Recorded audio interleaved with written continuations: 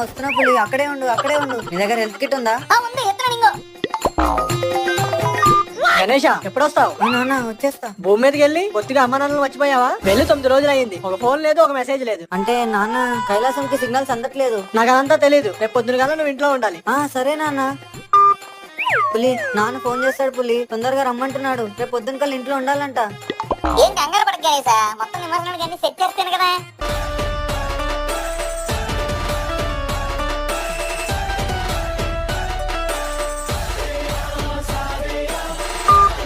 చెప్పమ్మా. బయలుదేరిపోయావా నాన్న?